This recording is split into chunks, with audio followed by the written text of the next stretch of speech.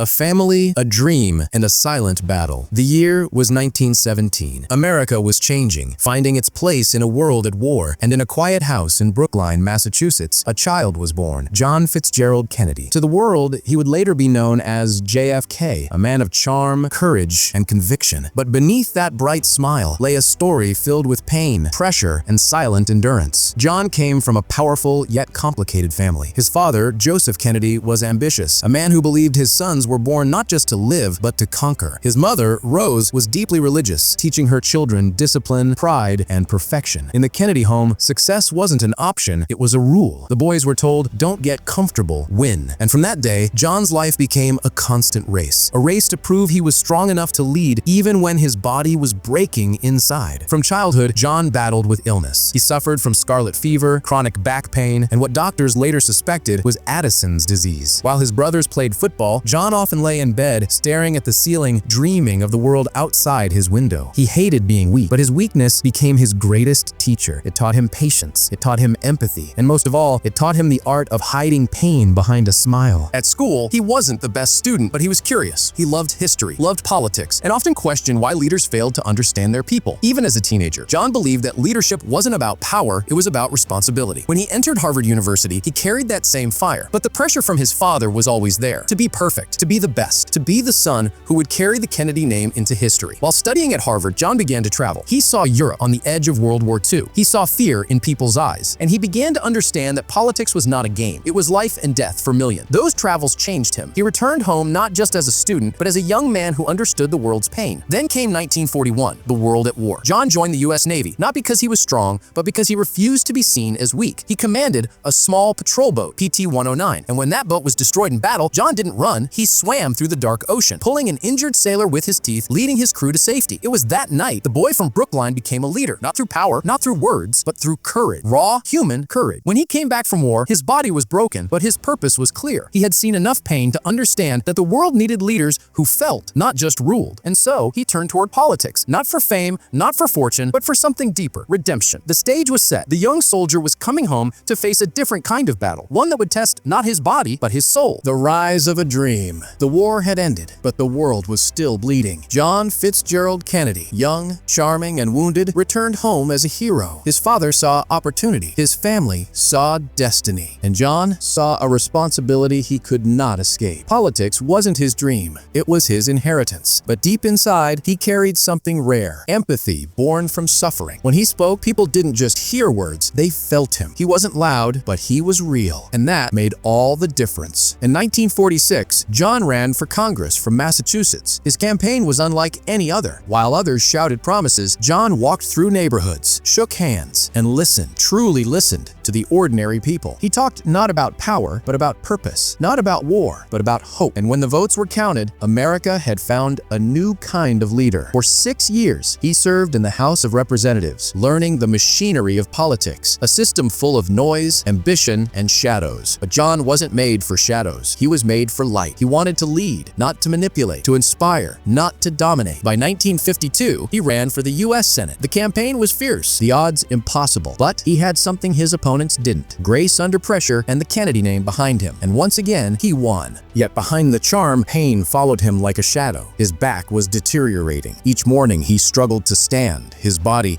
wrapped in braces beneath those perfect suits. He smiled through the agony, never letting the public see the man behind the legend. In 1954, his health collapsed. He underwent risky spinal surgeries, and for a time, he hovered between life and death. While lying in the hospital, he began writing what would become his Pulitzer Prize-winning book, Profiles in Courage. It wasn't just a book about others, it was a reflection of himself, a man broken in body, but unbreakable in will. By 1956, America was restless again. The Cold War was spreading fear, and people were searching for a voice of hope, someone young, idealistic, and uncorrupted. That voice was John F. Kennedy. Every word he spoke carried conviction. Every smile carried promise. He talked about a new America, an America that believed in possibility, not fear. He said, "We stand today on the edge of a new frontier, a frontier of unknown opportunities and perils, a frontier frontier of unfulfilled hopes and unfilled dreams, and the nation listened. In 1960, at just 43 years old, he announced his candidacy for President of the United States. The world laughed. Too young, too inexperienced, they said. But John had something time could never measure: vision. His campaign was electric. Television had just begun shaping politics, and Kennedy mastered it. Where others appeared stiff and rehearsed, he looked calm, confident, and alive. In the famous televised debate against Richard Nixon, the contrast was undeniable. Kennedy's poise, his tone, his presence, it wasn't just politics. It was history unfolding live. When the results came in, John Fitzgerald Kennedy became the 35th President of the United States, the youngest man ever elected, the first Catholic president, and for millions, a symbol of hope reborn. As he stood on that cold January morning in 1961, his voice carried across America: "Ask not what your country can do for you, ask what you can do for your country." Those words didn't just inspire a generation, they defined it. But with every rise comes a shadow. Behind the glamour, the perfect smile, and the flashing cameras, a quiet war had already begun. A war within his government, his enemies, and perhaps within himself. Because for every dream he built, there were forces waiting to tear it down. The man who carried the future. When John F. Kennedy entered the White House, he didn't just bring a new government, he brought a new generation. The halls of power, once filled with gray suits and old ideas, suddenly felt alive with youth, energy, and ambition. His presidency was soon called Camelot, a symbol of beauty, brilliance, and hope. But behind that glittering image, the world was standing on the edge of destruction. The Cold War was reaching its boiling point. The United States and the Soviet Union were locked in a deadly dance of fear and pride. Each day, the threat of nuclear war hung over the planet like a black cloud. In 1961, Kennedy faced his first major test, the Bay of Pigs, a secret plan inherited from the previous administration to overthrow Fidel Castro in Cuba. It failed miserably. The mission collapsed, American lives were lost, and the young president stood humiliated before the world. He took responsibility publicly, and in that moment, something inside him changed. He realized that leadership wasn't about power, it was about courage under failure. A year later came his greatest challenge, the Cuban Missile Crisis. October 1962, American biplanes discovered Soviet nuclear missiles in Cuba just 90 miles from U.S. shores. For 13 days, the world stood on the edge of annihilation. One wrong move,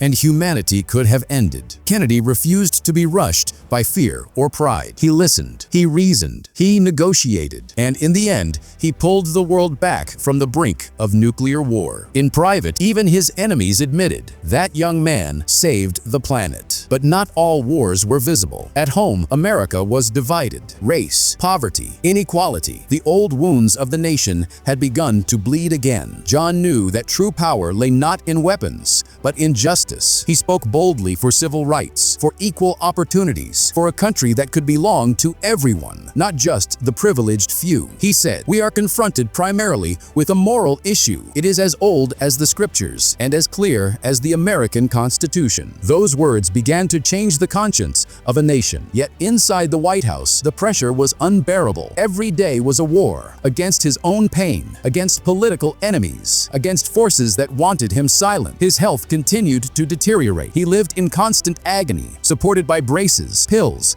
and sheer willpower. But to the public, he remained the symbol of strength. He traveled, he spoke, he smiled, and the world believed in him. He launched the space race, vowing that America would reach the moon before the decade's end. It wasn't just a scientific goal. It was a declaration that mankind could dream beyond fear. He said, "We choose to go to the moon, not because it is easy, but because it is hard." Those words still echo, not as a promise of technology, but as a lesson in human spirit. By 1963, Kennedy had begun preparing for his next election. He was winning hearts across the country, and even his critics had started to respect him. But beneath the applause, there was a storm brewing, a web of anger, politics, and conspiracy. On November 22, 1963, he arrived in Dallas, Texas, to speak about unity, about a brighter future. The city was warm, the crowds cheering, the president smiling beside his wife, Jackie. The motorcade moved slowly through Dealey Plaza. The sun reflected off the car's chrome. Children waved, people clapped, and then the unthinkable happened. 3 shots, echoes of horror, a scream, a life, and a dream shattered in an instant. John Fitzgerald Kennedy, the man who carried the hopes of a generation, was gone. The world stopped, time froze, and silence filled the air where his voice once inspired millions. They say legends never die. Perhaps that's true, because Kennedy's story didn't end in Dallas. It continued in the hearts of those who believed in him. It lived on the moon that America eventually reached. It lived in the civil rights movement that marched forward. It lived in the idea that one man, even one, can change the direction of history through hope, not hate. He once said, "One person can make a difference and everyone should try." And maybe, just maybe, that's what made him truly immortal.